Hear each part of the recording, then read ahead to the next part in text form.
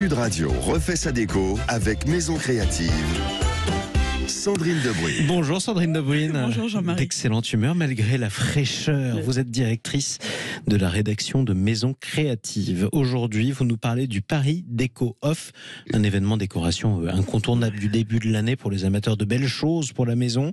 Événement qu'on va vivre avec vous ce matin en direct, bien en chaud, sur Sud Radio. Et oui, parce qu'on reste au chaud, évidemment, dehors le vent glacial. Non, mais chaque année, depuis 10 ans, en fait, les quartiers de Saint-Germain-des-Prés et de la place des Victoires s'animent et vivent au rythme des tendances de la maison. Alors en ce moment, c'est le rendez-vous des éditeurs de papier, de tissus, de passementerie. Chacun ouvre ses portes de son showroom, tandis que d'autres scénographient carrément leur boutique pour présenter des nouvelles collections. Celles que vous aurez surtout envie de vous offrir pour embellir, je l'espère, mon cher Jean-Marie, décorer, rénover vos intérieurs. C'est un parcours pour vous inspirer, découvrir le travail des designers dans ces domaines qui sont quand même restés assez longtemps élitistes en fait. Ouais. Donc c'est bien que ça s'ouvre un petit peu à tout le monde. Du papier peint pour tous, par exemple, pour ceux qui n'auront pas le courage de braver le froid ou alors qui sont loin de la capitale.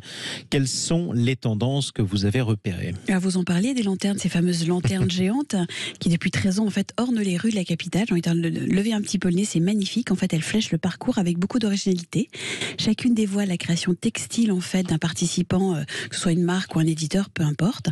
Et en fait, ces grands abat-jours, plus exactement, sont recyclables et biodégradables. Donc on reste sur ce côté toujours présent de l'efficacité, en tout cas du green.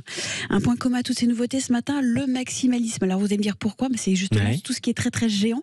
Le maximalisme prend la parole avec une profusion de motifs et de couleurs sur des revêtements muraux, vous en parliez tout à l'heure, sur des tissus également. Il est question d'exposer au mur des papiers peints plus chargés, super fleuris, avec des détails qui sont quand même très très soignés. C'est aussi le cas pour des panoramiques, c'est ce qu'on appelle donc, vous avez entièrement des paysages majestueux et les intérieurs prennent de l'ampleur. C'est un papier peint, en fait, on a l'impression d'être dehors et d'avoir une vue à 360 degrés. Imaginez un coucher de soleil, la baie de Naples par exemple, vous avez des effets reliefs aussi qui vont être créés sur ces papiers, mais c'est un mur entier, donc l'histoire se raconte en fait. Il y a même des soubassements qui sont intégrés, c'est-à-dire que si vos murs sont vraiment tout plats, tout moches, à ce moment-là vous avez un relief qui est créé, on voit ça justement chez les dominotiers.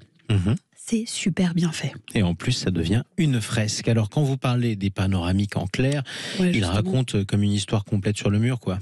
Exactement. Ils peuvent aussi être par des motifs géométriques, comme des arches, pour donner un style très marqué à la pièce. Reprendre un peu la nostalgie d'une époque heureuse, chargée d'émotions et de couleurs.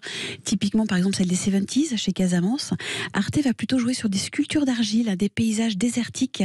Et c'est très amusant parce qu'ils vont être incrustés de petites pointes de doré. Donc vraiment, non seulement c'est presque un bijou sur le mur.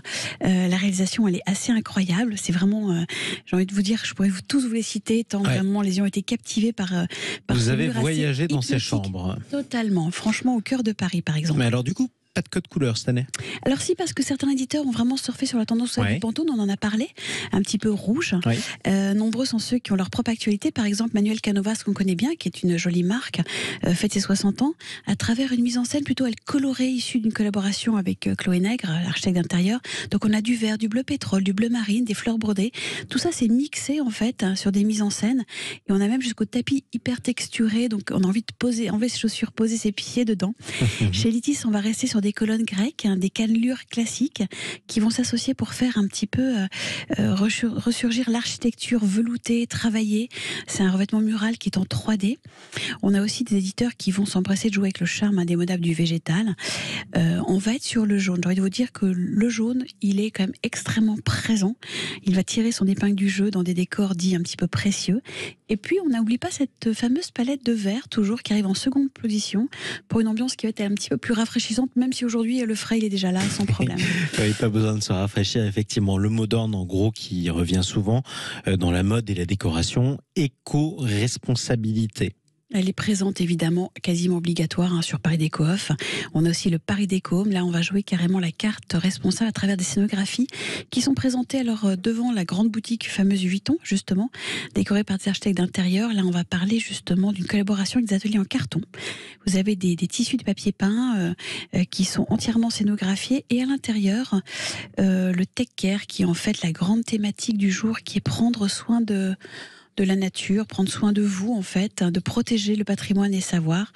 On est pile dans la mouvance qu'on appelle du slow. Je sais que vous détestez ces mots, mais la douceur, le temps de prendre le temps justement. Le slow, exactement. Non mais ça se danse, le slow. Vous avez parlé du green aussi pour dire le vert tout à l'heure. C'est vrai, mais c'est une autre démarche en fait. C'est le carton recyclé, c'est tout un processus de traçabilité, durabilité, et surtout on recycle dans la déco et on recycle avec du design. Merci beaucoup Sandrine Debruyne. Vos conseils à retrouver sur sudradio.fr, à retrouver sur les réseaux sociaux de Sud Radio et à retrouver dans vos kiosques aussi, c'est important. Maison créative.